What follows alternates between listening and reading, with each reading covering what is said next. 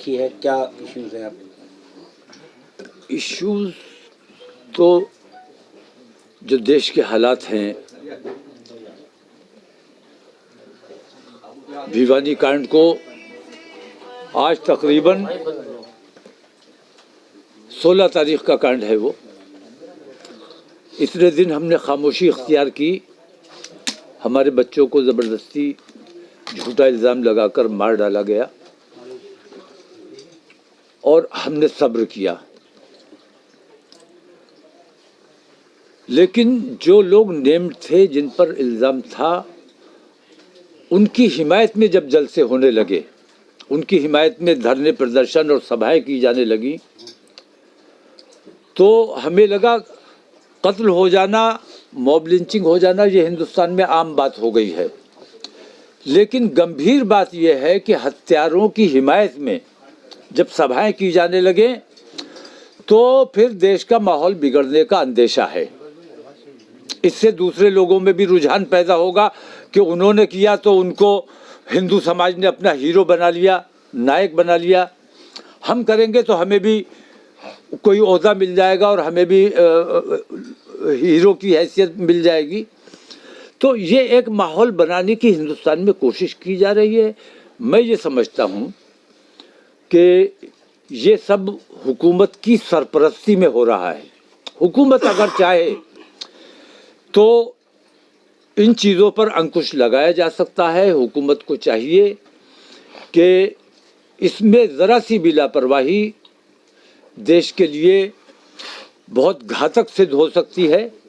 नरेंद्र मोदी जी को मैंने पहले भी एक बार कहा है, आज फिर कह रहा हूँ कि नरेंद्र मोदी जी को धृतराष्ट्र की भूमिका से निकलकर अपने इन तमाम दुर्योधनों और दुशासनों पर पाबंदी लगानी चाहिए।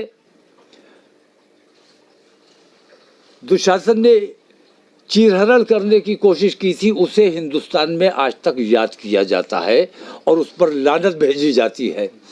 और हिंदुस्तान में गली गली में ऐसे दुशासन पैदा हो गए हैं जो हमारी बेटियों की नकाब खींचना चाहते हैं, नकाब उतरवाना चाहते हैं। ऐसे दुशासन और ऐसे दुर्योधन जो गली गली कत्ल करने का काम करते हैं, कल रात बिहार में कर दिया, उससे पहले भिवानी में कर दिया, और उन कातिलों की हिमायत में सभाएं की जा रही हैं। ये बहुत गंभीर बात है। सारी माइनॉरिटी जो है सब हमारे साथ है, सब अल्पसंख्यक हमारे साथ है, क्योंकि यूपी का जो विकास का मॉडल है वो सबको पसंद आ रहा है, योगी का विकास का मॉडल। मैं यूपी की बात नहीं कर रहा हूँ, मैं देश की बात कर रहा हूँ। मैं देश की बात कर रहा हूँ। देश में जो माहौल है उस माहौल को कैसे ठीक किया जाए। और देश से बाहर यूपी नहीं है, यूपी भी देश में है। और देश का माहौल ख़राब हो रहा है तो यूपी का भी माहौल ख़राब हो रहा है।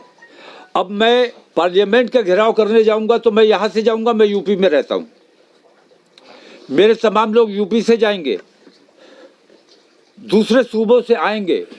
इंशाअल्लाह अगर इन्होंने 15 दिन के अंदर कोई नोटिस हमारी बात का नहीं लिया तो हम बाध्य होंगे सड़कों पर आने के लिए, और फिर जो कुछ भी होगा उसकी जिम्मेदारी हुकूमत की होगी, पुलिस और प्रशासन की होगी। हम उसके लिए जवाबदेह और जिम्मेदार नहीं होंगे।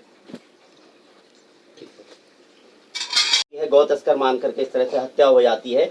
बहुत टाइम से हमने देखा इस तरह की चीजें नहीं आई, लेकिन ये अभी चीजें आई। राजस्थान और हरियाणा की आपने बात की, 2024 में चुनाव भी होने हैं और प्रधानमंत्री को आपने कहा धृतराष्ट्र यानी कि बिल्कुल कुछ नहीं देख रहा है, बिल्कुल खामोश बैठे हुए। क्या 2024 का किस तरह के चुनाव के नजरिए से तो नहीं देख रहा है इसको इस तरह से खामोश रहना? नहीं, ये जो कुछ भी देश में घट रहा है वो तमाम इसीलिए घट रहा है कि मेन मुद्दों से आम हिंदू की, आम आदमी की बात नहीं कर रहा हूं मैं, आम हिंदू की तवज्जो उन मेन मुद्दों की तरफ से हटाने के लिए इन चीज़ों में उलझाए रखना।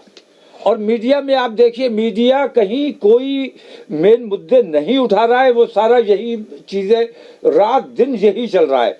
अभी भिवानी हो गया, अब गया हो गया, अब 3-4 दिन गया पे यही बहस चलेगी। गया मॉब लिंचिंग 100-200 कुत्ते इकट्ठे होके एक शेर को मार डालें, ये मर्दानगी नहीं है। अगर मर्दानगी की बात है तो मैं फिर कहता हूँ कि हमारी लड़ाई हमारे खून में है, लेकिन हम अपने मुल्क का अमन व अमान बिगाड़ना नहीं चाहते। हम अपने देश में शांति रखना चाहते हैं, और अगर लड़ने का शौक है तो मैदान में लड़ाई होगी।